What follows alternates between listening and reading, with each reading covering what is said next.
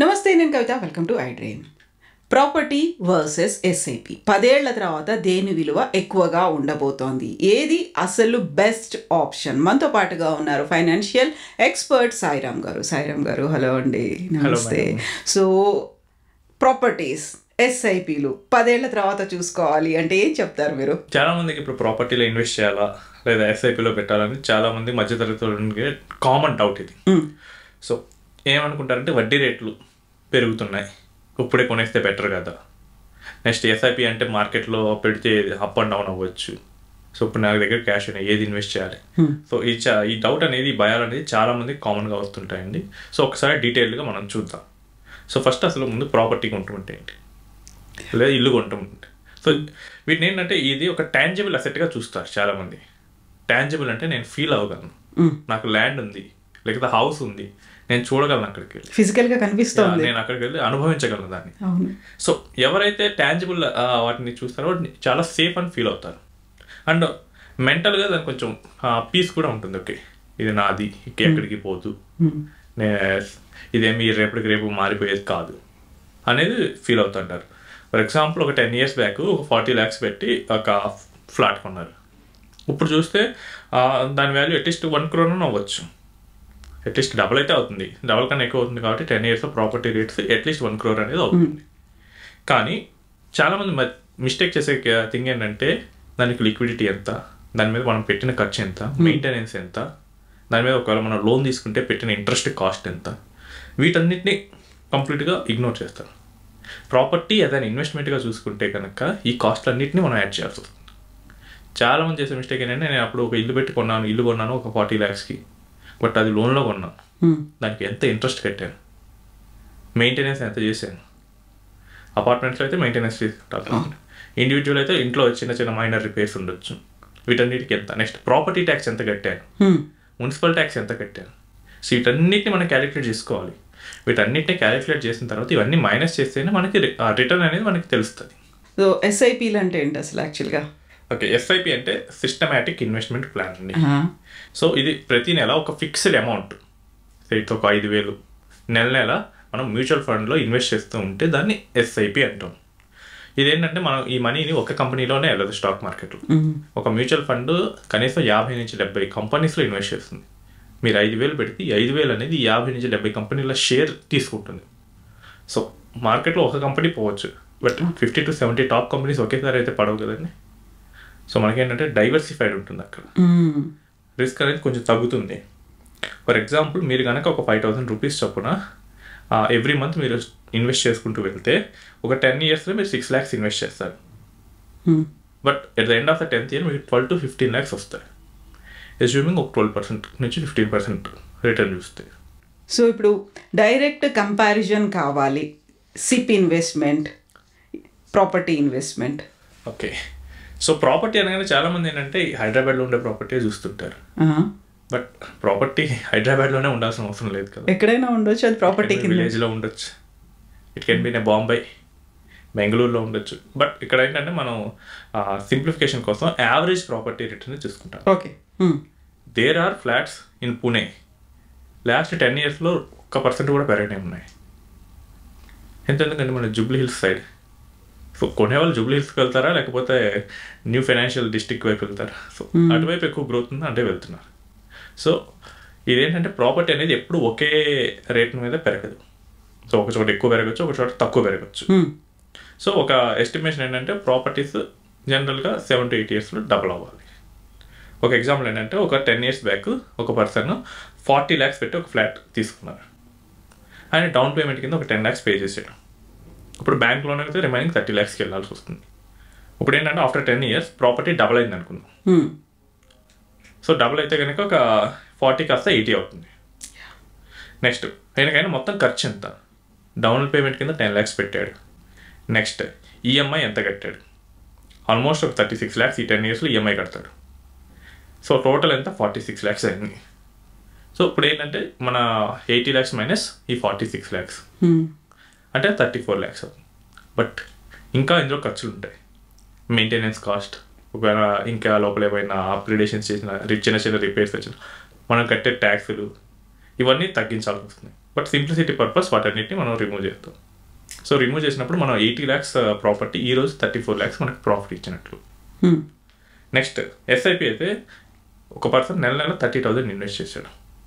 So 30,000 per month for 10 years invest చేశారు. 12% return వచ్చింది, మనకి 70 lakhs వస్తుంది. సో ఇక్కడ ఏంటంటే మనకి మెయింటెనెన్స్ అవసరం లేదు ఎస్ఐపి మీద, ఆటోమేటిక్గా అదే చేసుకుంటూ ఉంటుంది. Next tax efficient. So equities 12.5% tax పడుతుంది, real estate 20% with indexation benefit tax పడుతుంది.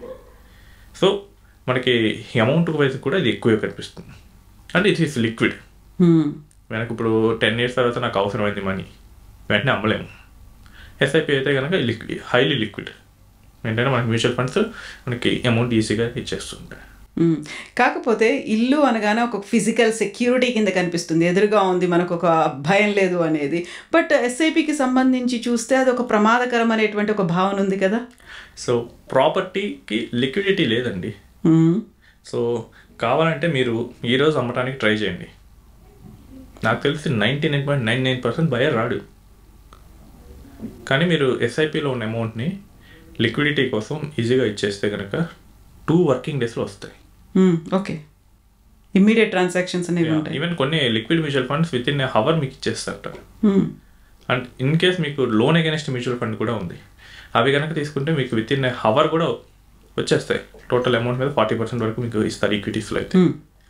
అండ్ మనకి ప్రాపర్టీస్కి వచ్చేసరికి మనం అమ్మాలనుకున్నప్పుడు కొనేవాళ్ళు ఉండాలండి. కొన్నిసార్లు నెలలు పట్టవచ్చు ఆ ప్రాపర్టీని సేల్ చేయడానికి. ఈవెన్ నా దగ్గరకు వచ్చే వాళ్ళు ఏంటంటే నేను 2 years నుంచి చూస్తున్నా, 3 years నుంచి చేస్తున్నా, బట్ ఆ ప్రాపర్టీ సేల్ అవ్వట్లేదని చెప్తున్నారు. అంటే సరైన బయ్యర్ లేకపోతే కనుక సేఫ్గానే ఉంది, బట్ నాకెందుకు ఉపయోగపడుతుంది కదా అది. అండ్ రిస్క్ అనేది రియల్ ఎస్టేట్లో కూడా ఉంటుందండి. మనకి కోవిడ్ టైంలో రియల్ ఎస్టేట్ ఏమన్నా బాగా పెరిగిందా? అసలు కొనేవాళ్ళు లేడు అప్పుడు. అండ్ 2008 ఆర్థిక మంది వచ్చినప్పుడు చాలామంది జాబులు పోయినాయి. అప్పుడు ఎవరు కొనేవాళ్ళు లేరు ఇంత ఈఎంఐలు పెట్టి. బట్ ఏంటంటే మనకు అది ఎదురుగా ఉంటుంది అంతే.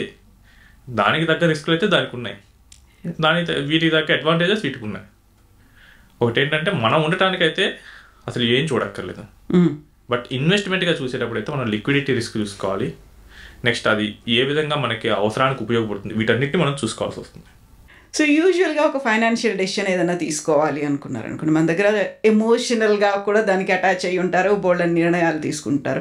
మీరేం సజెస్ట్ చేస్తారు? సో మనం కన్సంప్షన్ కోసం తీసుకునేటప్పుడు అయితేనండి ఎమోషన్స్ పెట్టుకోవచ్చు. ఇప్పుడైనా దాన్ని వాడతాను, నేను ఉండటానికి చేస్తాను, సో అప్పుడు మన ఎమోషన్స్ 100% మనం పెట్టవచ్చు.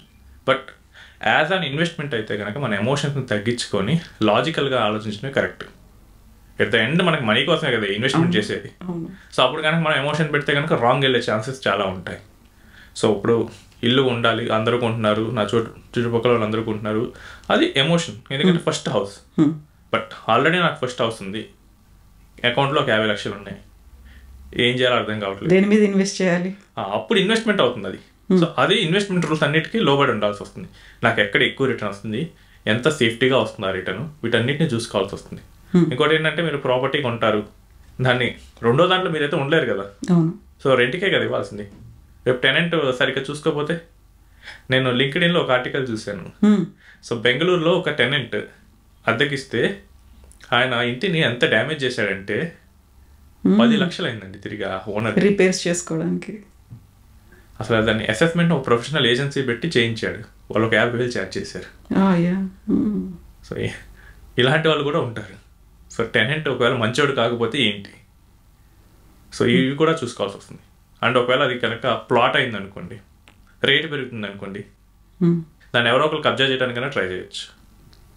అండ్ ఇంకోటి ఏంటంటే చాలామంది చేస్తున్న మిస్టేక్స్ ఏంటంటే వాళ్ళ పిల్లలు ఎక్కడ ఉంటారో తెలియదు. వీళ్ళు ఏంటంటే ఎక్కడ పడితే అక్కడ ప్రాపర్టీస్ కొనేస్తారు. ఇప్పుడు పిల్లలు కనుక ఫారెన్లో కంట్రీస్లో సెటిల్ అయ్యారు, ఇవేంటంటే ప్రాపర్టీస్ బాగా పెరుగుతాయి, లాజికల్గా కాకుండా ఎమోషనల్గా వెళ్ళి కొనేసారు. సో నాకు చాలా ప్రాపర్టీస్ ఉంటే నేను గొప్ప అనిపించుకోండి. ఇప్పుడు అవి కనుక ఎక్కడ పడితే అక్కడ ఉంటే, ఈ పిల్లలు కనుక ఇక్కడ లేరు, ద మూమెంట్ వీళ్ళు కనుక ఓల్డ్ ఏజ్కి వెళ్ళారంటే అవి ఎంత బర్డెన్ అవుతుంది. మానిటర్ ఎవరు చేయాలి, వీటిని కంటిన్యూస్గా మానిటర్ చేయకపోతే కనుక ఎవరో ఒకరు దాని మీద కన్నేసే అవకాశం ఉంటుంది. సో ఏ ఫినాన్షియల్ అసెట్స్ అయితే ఈ ప్రాబ్లం ఉండదు, మీ అకౌంట్లోనే ఉంటాయి, ఎక్కడికి పోయే అవకాశం అనేది ఉండదు. సో ఫైనల్గా ఏంటంటే ఇల్లు మీరు ఉండటానికైతే కొనండి, వేరే వాళ్ళు ఉండటానికి రెంట్కి ఇవ్వటానికి దానికైతే కనుక ఏదైనా ఇన్వెస్ట్మెంట్గా అప్లై అవుతుంది. సో దానికన్నా మనకి కావాలంటే కమర్షియల్ లీజుకి ఇవ్వచ్చు. యా, సో కమర్షియల్ స్పేసెస్ ఉంటాయి, అక్కడ కూడా మీరు కంపెనీస్కి రెంట్కి ఇవ్వచ్చు. సో అవి ఇంకా బెటర్. బట్ ఆ హౌస్ కానీ ప్లాట్స్, ఓపెన్ ప్లాట్స్ కానీ అవి డేంజరస్ అవుతాయి. సో మీకు కనుక అగ్రెసివ్ గ్రోత్ కావాలి, అమౌంట్ బాగా పెరగాలి మీ కార్పస్ అయితే కనుక you can compare and SIP. Yes అండి, థ్యాంక్ యూ సాయిరామ్ గారు.